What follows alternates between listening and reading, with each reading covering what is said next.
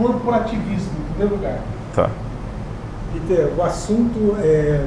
Vamos começar como política. Né? Diante de toda essa tempestade aí que acometeu a política brasileira, como é que você enxerga, né, o impacto desse, vamos chamar assim, desse atentado ao candidato que está na liderança das pesquisas na campanha eleitoral? Qual é a tendência? É ele se distanciar, que alguns institutos dizem que ele abriu ainda uma vantagem, mas ao mesmo tempo parece que a rejeição acabou se aflorando também. Como é que você, como é que o seu instituto de pesquisa entendem essa situação desse fato para frente? É natural que exista uma tendência de crescimento da intenção de votos para ele, em virtude da questão de solidariedade do eleitor. Ele acaba sendo solidário com os mais fracos, isso é normal, então ele acaba virando vítima. Ele foi agredido, alguém foi agressivo contra ele, e isso acaba gerando uma certa percepção de solidariedade. Então é um voto solidário ao momento ao qual ele está passando. Mas isso dura? Há como mensurar isso? Vai até quando isso? É imprevisível. Isso pode durar uma semana, 10 dias, como pode perdurar até o final da eleição. Tudo vai depender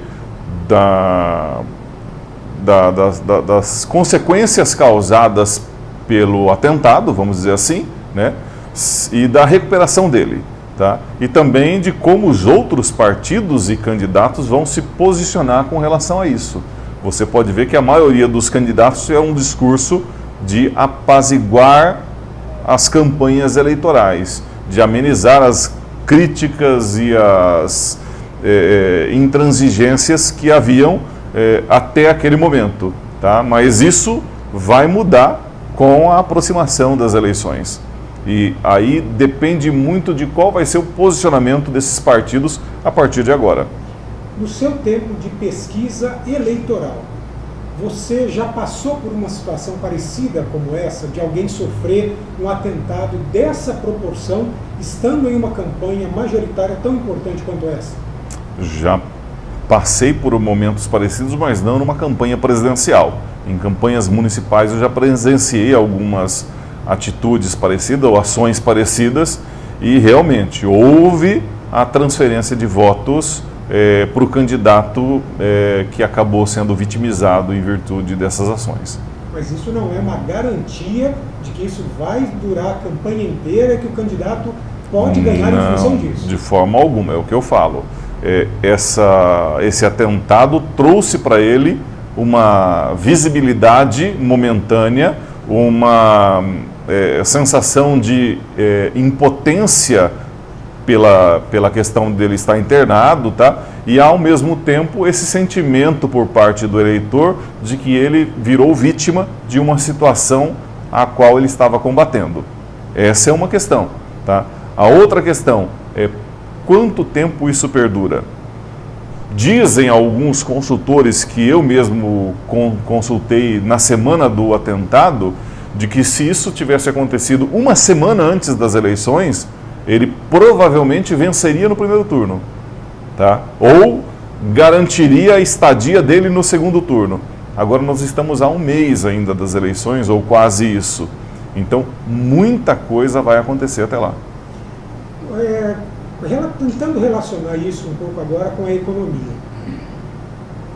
A sensação que eu particularmente tenho é que, em razão da eleição, muitos empreendedores deixam de investir aguardando o resultado do pleito. Inclusive o mercado ele se movimenta um pouco assim. Então o dólar sobe, o dólar desce em função das notícias relacionadas à campanha. Você acredita que isso ocorra de fato? Hoje está ocorrendo dessa forma? A campanha em si ela tem o poder de frear ou acelerar o cenário econômico? E um fato como esse do atentado tem impacto no panorama econômico? Com certeza. Na verdade, a variação do dólar, ela depende muito da especulação. E o especulador, para que ele consiga ter algum benefício, quanto pior o momento, melhor para ele. Tá? O que acontece? O mercado também, os investidores de uma forma geral, ficam esperando essas movimentações para saber a hora certa de comprar dólar ou de vender dólar, e o governo tem que estar monitorando isso para saber se existe necessidade de fazer, eu sempre digo isso, interferências finas na economia para garantir uma certa estabilidade, tá? Então, nesse sentido, toda e qualquer movimentação diária vai ter impacto na economia, porque os investidores e principalmente os especuladores estão de plantão esperando para ver o que vai acontecer.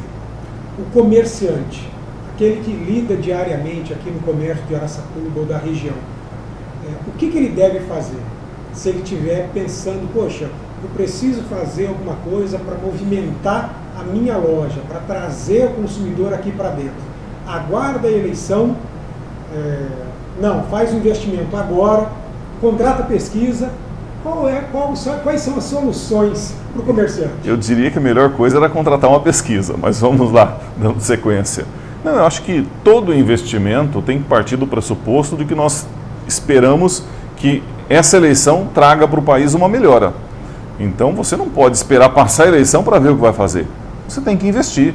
Se você quer ter mais clientes, você tem que investir para que isso aconteça, tá? E não ficar esperando a eleição. É lógico que muitos desses clientes, sim, talvez estejam mais apreensivos, guardando dinheiro, esperando passar a eleição para saber o que vão fazer com o seu dinheiro, tá? Mas o comerciante não. Ele tem que ser o primeiro a mostrar para os consumidores: estou aqui, estou à sua disposição e posso atendê-lo a contento.